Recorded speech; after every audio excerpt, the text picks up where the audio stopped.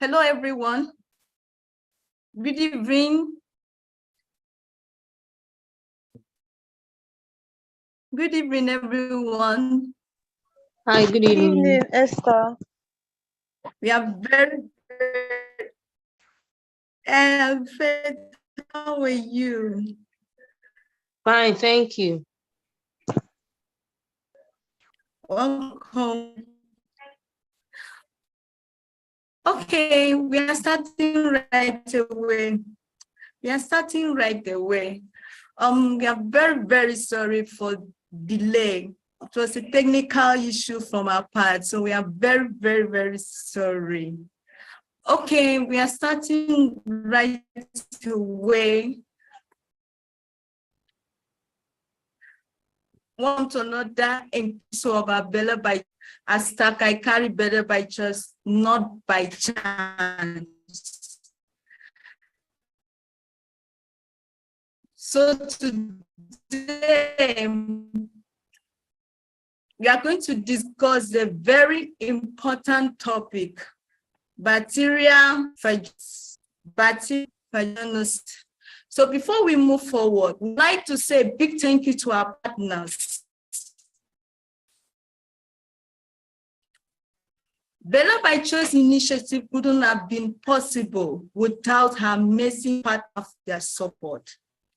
We have one for Decade International, Cross River State Ministry of Health, Cross River State Primary Healthcare Development Agency, UNFPA, Women for Women Alliance.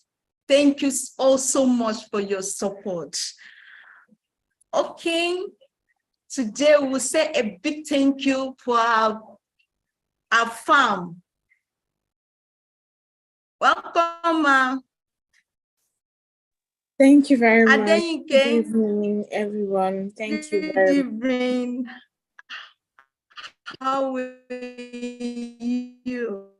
Sorry, I can't hear you clearly. Nice having you here. Hello, Esther. Okay. She says she can't hear you clearly. I said you're welcome, man. Nice having you here. Thank you for honoring our invitation. Thank you very much. Okay, can you hear me now? Hello, yes, everyone. Better, thank you. Hello, doctor. Hello, fam. Can you hear me? Okay, welcome, man. Nice having you here.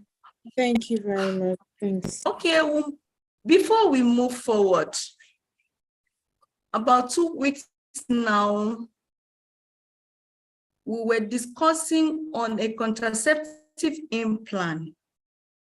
We'd like to do a brief recap of our last week's topic.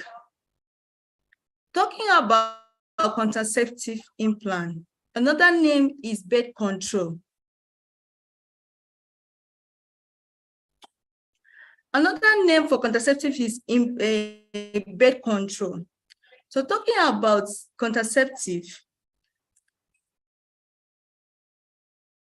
we were trying to let a doctor and a farm, we're trying to make us to understand that contraceptive is very good for we women. It's preventing pregnancy, unwanted pregnancy, and it's a long-term prevention. So it was, they engaged us a lot last week, and they told us if we are taking contraceptive implant, something that you need to eat and something that you don't need to eat.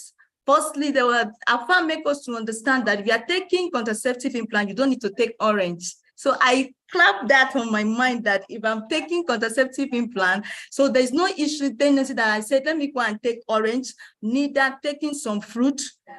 So it also tells us that time to time, you need to visit your doctor for checkup of this contraceptive implant. And you also let us to understand that it's removable. So if you are taking contraceptive, you don't need to be scared that then until it will reach 6 years or 5 years or 10 years, it depends on the one that you inserted. So that alone, or that is where you'll be conceived. No. So doctor and farm make us to understand that if you are taking contraceptive, you need to conceive, you have to visit your doctor. Your doctor will remove it from you. Then later you can also go back and take it. So I would like everyone to go log in.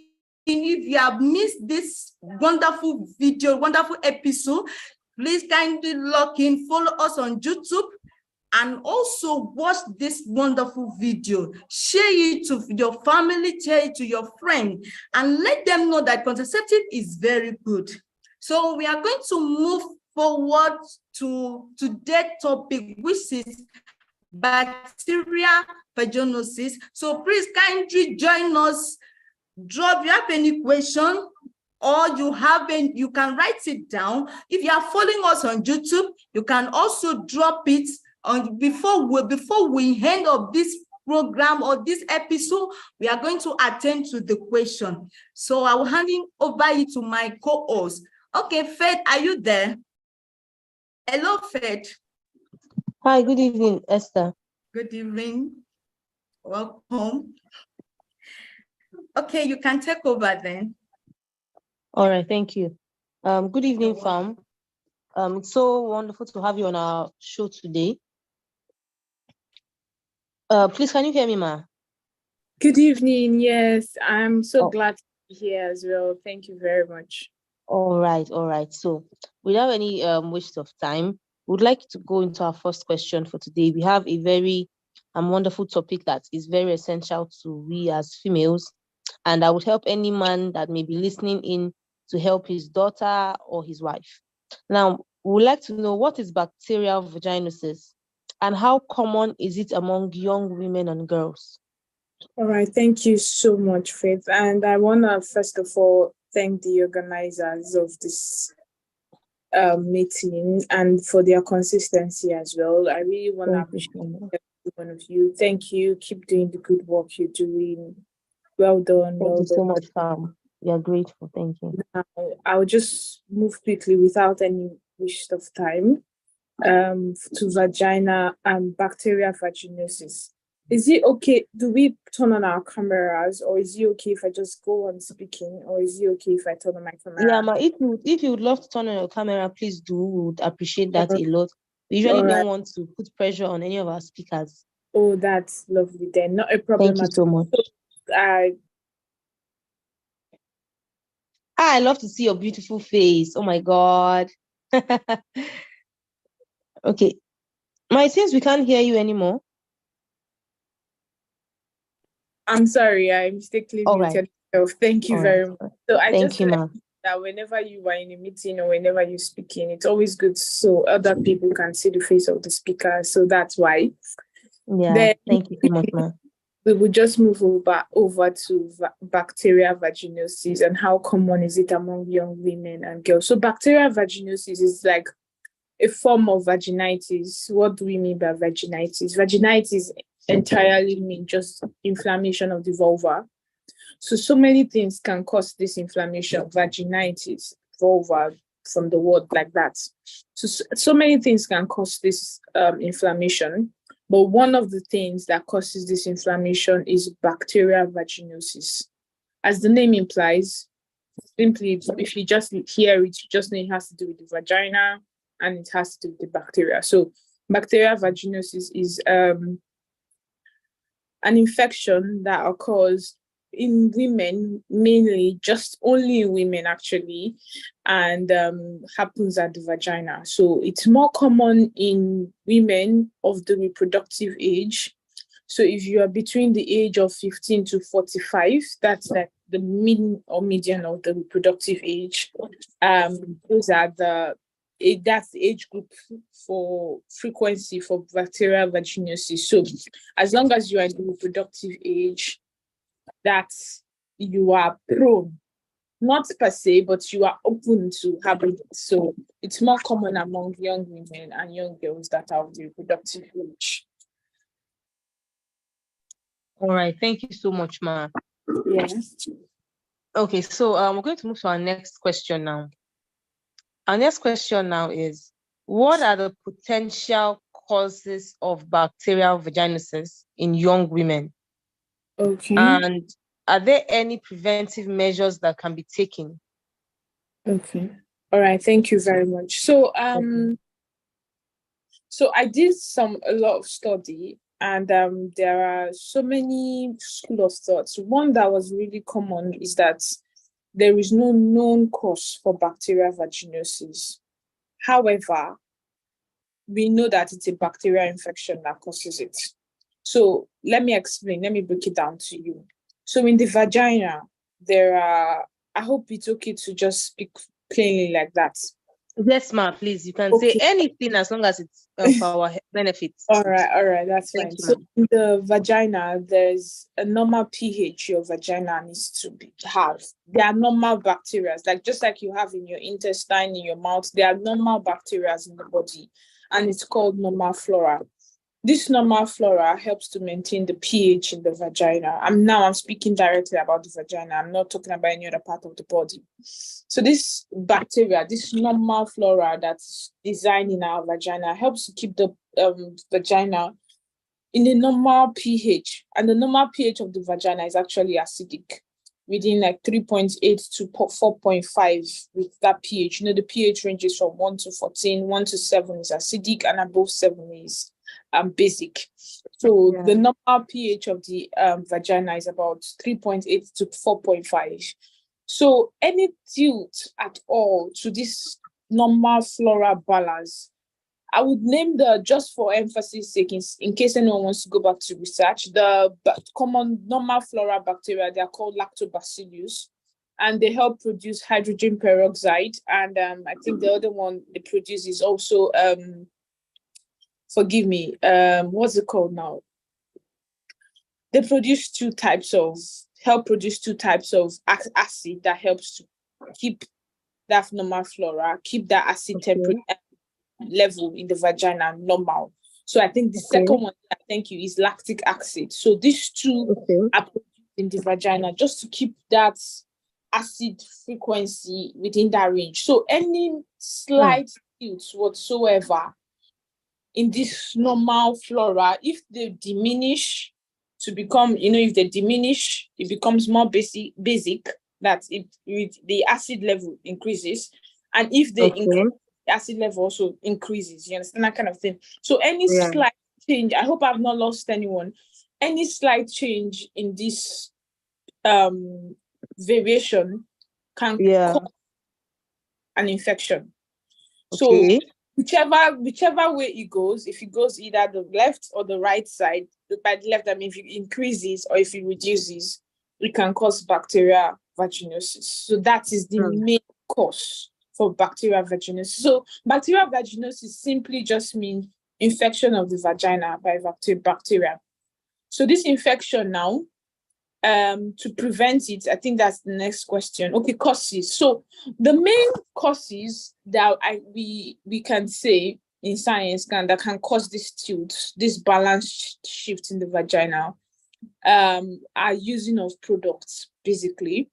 So there are some women that like to say, okay, they see this vagina product, vagina cream, maybe to keep your vagina tighter, to keep your vagina fresher, all those kind of things, and smell nice, all those fragrance, all those things are not good for your vagina. And also washing your vagina with soaps, actually fragrance scented soaps are not also good for your vagina. So another thing is gouge. I don't know if it's so common in Nigeria, but there are women that go frequently to wash their vagina. By gouge, I mean, you go to open up yourself, they will flush your vagina, which is not healthy at all in any sense for so that kind of thing. Another kind of thing, some people think bacterial vaginosis is a sexually transmitted disease, but it's not. It can only increase the tendencies for it. But like I said earlier, bacterial vaginosis, infection of the vulva, of the vagina, it's not a sexually transmitted disease. It can only increase the tendency for you to have a sexually transmitted disease. So another thing that is most likely to cause bacterial vaginosis is having multiple sexual partners. So if you have more than one sexual partner, you are more prone to having bacterial vaginosis, because some women, not all, some women are, I would like to use the word allergic to semen. So you would, so if you are having different seminal fluid in you, the semen can like tilt your acid balance in a way, and that can also cause bacterial vaginosis in that way.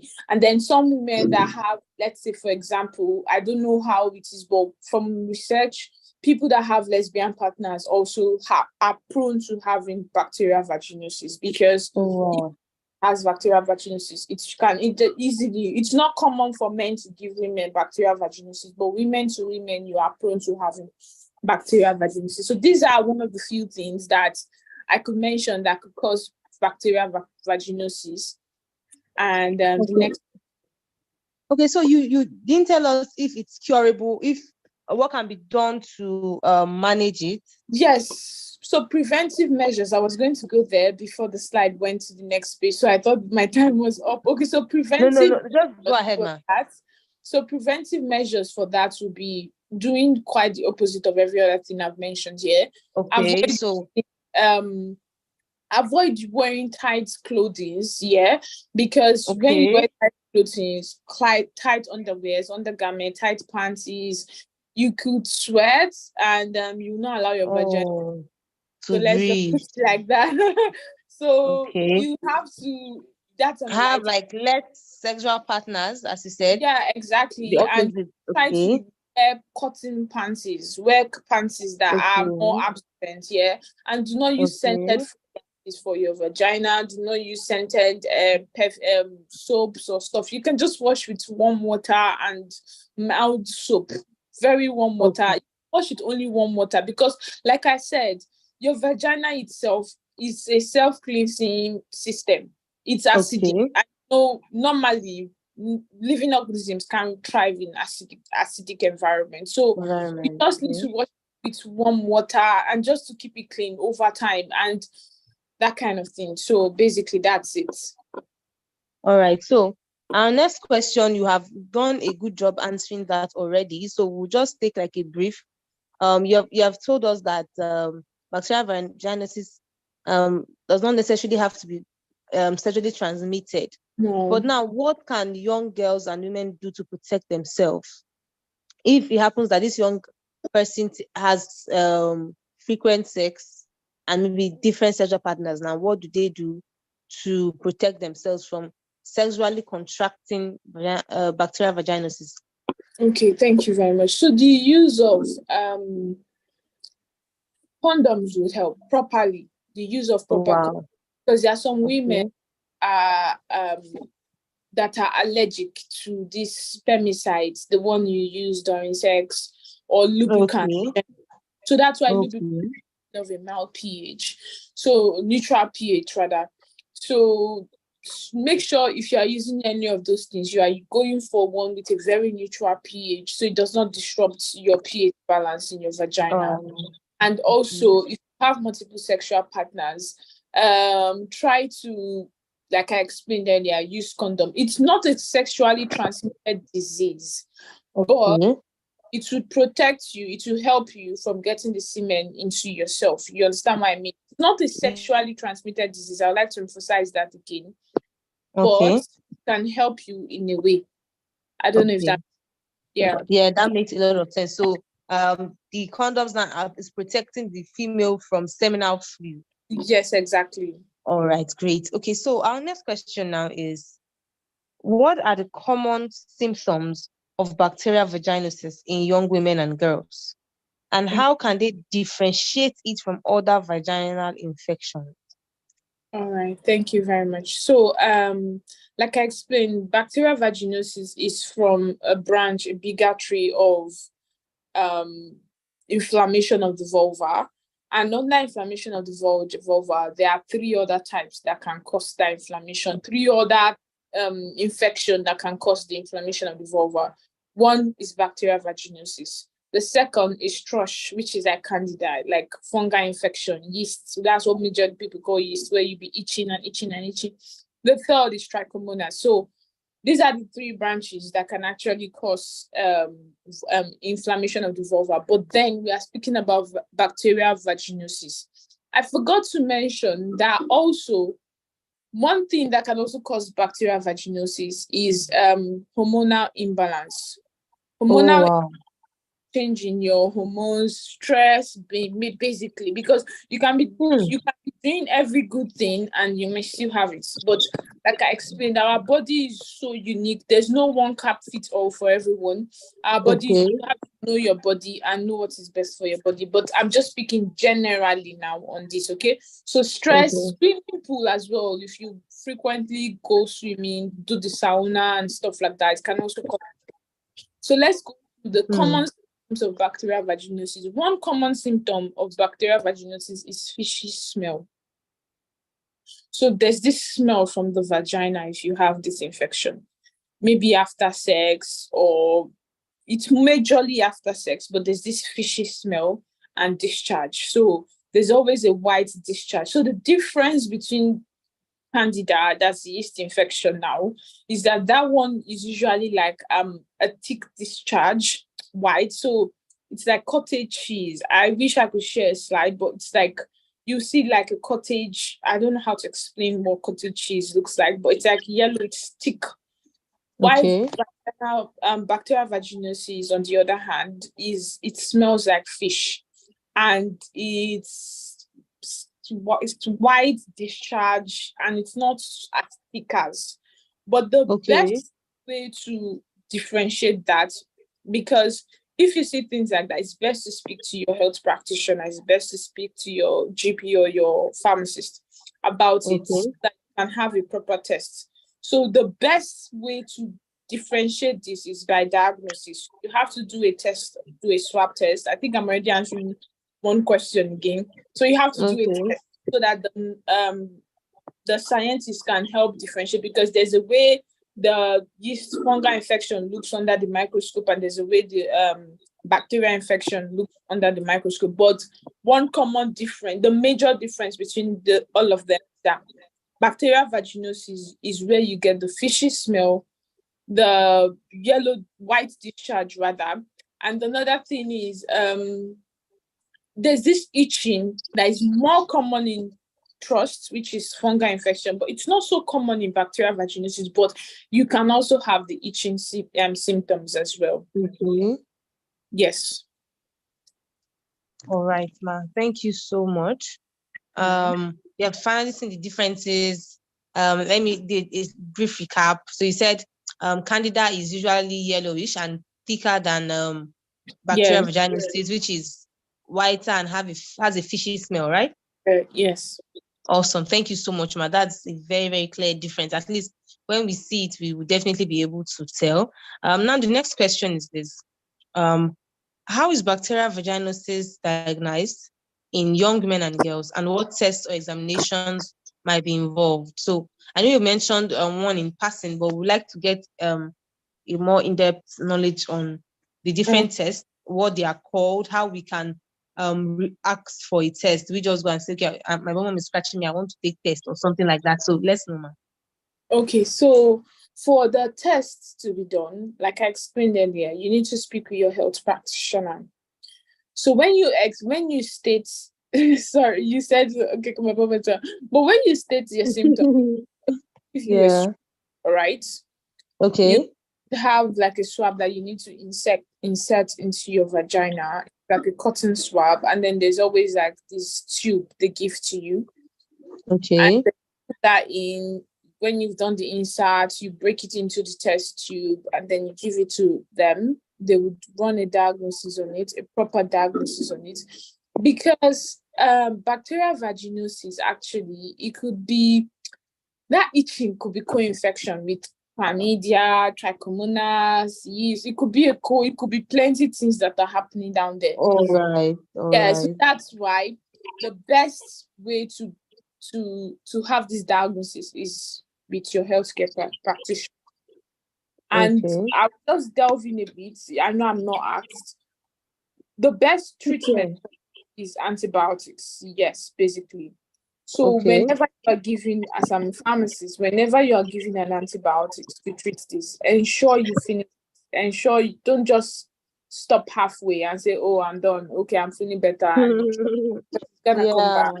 Yeah, it's gonna come back. So you need to complete your dosage, and then I know they give these thrush creams as well, so you can use it around that area as well. The creams are usually easy to use. So like I explained earlier, the best diagnosis is speaking with your doctor or your health practitioner Okay. about that, and then they run a test. All I know right. I know how the healthcare system in Nigeria is. They may not necessarily run a test. If you go and speak to a pharmacist or a doctor, they just guess what's wrong with you and they just give you your drugs. They may not necessarily run a test, but no, you don't need examinations. I hope you know the difference between test and examination. You don't need physical examinations. Like, Examination. yeah, Okay. you just need to do the test under the microscope for them to see what infection, what's the organism causing this. All right. So that's Okay. All right.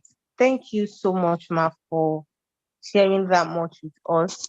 So before we go, let me ask one more question now. You have told us the way it affects the kind of odor it has. I said it has a fishy smell and then the itchiness of it. yeah. But now, does it affect a female's ability to procreate? Like does it affect the fertility of a woman? Okay, thank you. Thank you for that wonderful question. Yes. So the thing in itself, bacterial vaginosis, when treated correctly, like no one that I mentioned earlier, you need to complete your dose. You need to complete every treatment plan you are giving. Don't just stop halfway, because that's one of the things. So bacterial vaginosis in itself can't affect your fertility. In itself, it can't affect one's fertility. You just treat it, Okay. gone. It's a bacterial infection. It's like when you have a bacterial infection on any other part of your body. If you put in the right antibiotics, it kills the bacteria, and everything is back to normal. But then, if you do not treat it properly, if it's not well taken care of, if you having this recurrent one and you do not manage it properly, and Okay. also if you do not notice or observe it in itself, in that way, it can cause infertility. How? So it's a bacterial infection that happens in your vagina. Your vagina is like an opening into your body. So it can lead to pelvic inflammatory disease. Pelvic inflammatory disease means this bacteria keeps growing, up, go to your pelvis. Your pelvis is where you have your womb, your ovaries, and all of that. And it in Okay. turn affects that, and that leads to that can, if not managed properly, lead to what's it called now? Infertility. Okay. Also, I know I mentioned sorry, I'll just like to chip this in. I know I mentioned earlier how it can cause STI as well. So I wrote here that bacterial vaginosis cannot cannot cause STI. It's not an STD in itself, rather. Okay. Okay. But there is a high risk of causing herpes and other type of STDs that you may have. And then also in pregnant women, if I did not mention, in pregnant women can also have, remember I said hormonal changes can also cause bacterial vaginosis. So, pregnancy, your hormones are everywhere. It can Okay. also cause induced labor, early labor, if you do not manage it properly. So those are the downsides of not managing bacterial vaginosis properly. Thank you very Okay. much. Thank you so much, Fam. We are so excited with all you have shared. It's Thank really, really in depth. Thank you for coming on our show, as we have said. We really you. love it when we have speakers that go the extra mile to help us understand. Thank you so much. I'm sure our listeners have enjoyed this session. Thank you. So with that, we are rounding up for today's live session. Would like to say thank you to Dr. Adepoju Adegoke for joining our live session today. Good evening, Ma. Good evening, Doc. Good evening. Yeah, Well done. welcome. We are so excited and grateful to have you on our call, and thank you so much for listening in on today's live session. Thank you. Well done to the speaker. Thank you so much, Ma. Thank you. That's so kind of you. Thank you so much, Ma. Do you have anything to add for us before we close? We just like to have anything or comments you'd like to make.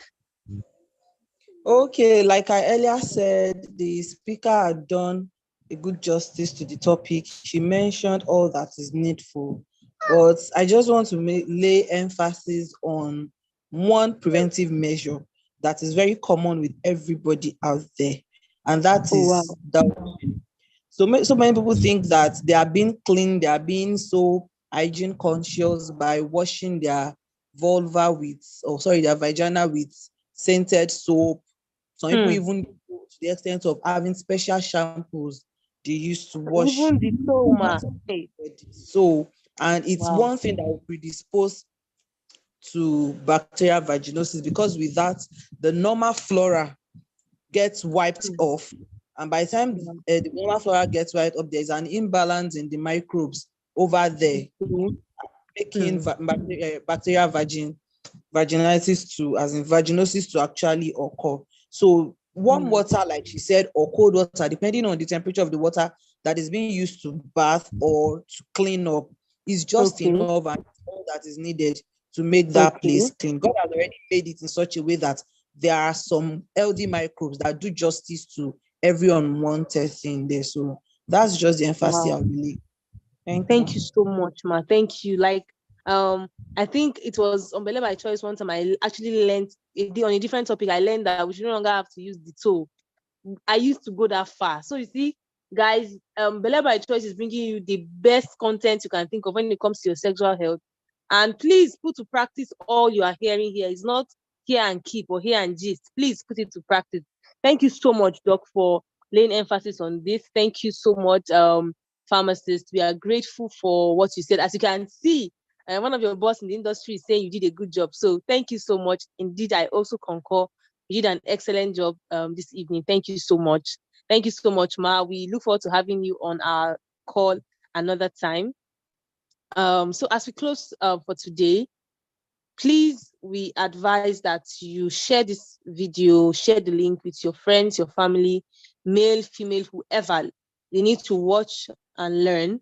And it's always on our YouTube page in case you missed some parts of it and you would like to catch up on it.